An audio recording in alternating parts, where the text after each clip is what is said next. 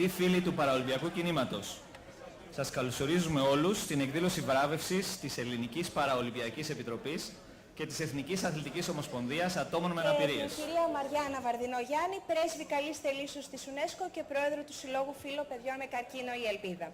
Θα συνεχίσουμε με την άρση βαρών σε πάγκο. Στο φετινό ανοιχτό πανευρωπαϊκό πρωτάθλημα που πραγματοποιήθηκε τον Νοέμβριο στο Έγκερ της Ουγγαρίας, βρεθήκαμε μόλις ένα βήμα μακριά από το απόλυτο.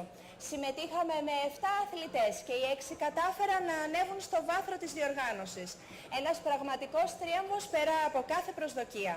Παρακαλούμε λοιπόν να χειροκροτήσουμε όλοι μαζί δυνατά τους αθλητές μας.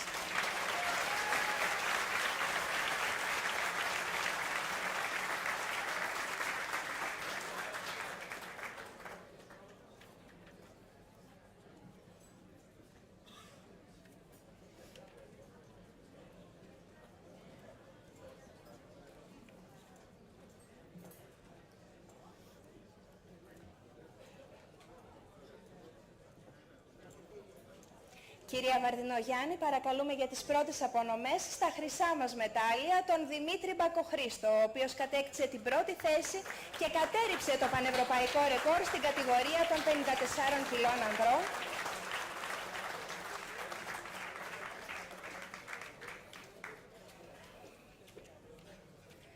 Στον Παύλο Μάμαλο, ο οποίος κατέκτησε το δεύτερο χρυσό μετάλλιο της εθνικής μας στην κατηγορία των 107 κιλών.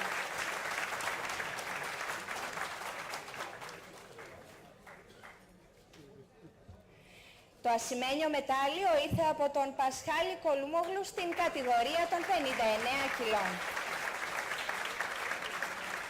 Κυρία Βαρδινογιάννη, αν θέλετε να έρθετε για ένα σύντομο χαιρετισμό. Καλησπέρα σας. Αισθάνομαι πολύ ταπεινή, πολύ συγκινημένη και πολύ περήφανη που μου δίνεται η ευκαιρία να προσφέρω αυτά τα βραβεία στους υπέροχους αθλητές και πραγματικούς ήρωες, πρωταθλητές της ζωής. Σας ευχαριστώ πολύ που μου δώσατε αυτή την ευκαιρία.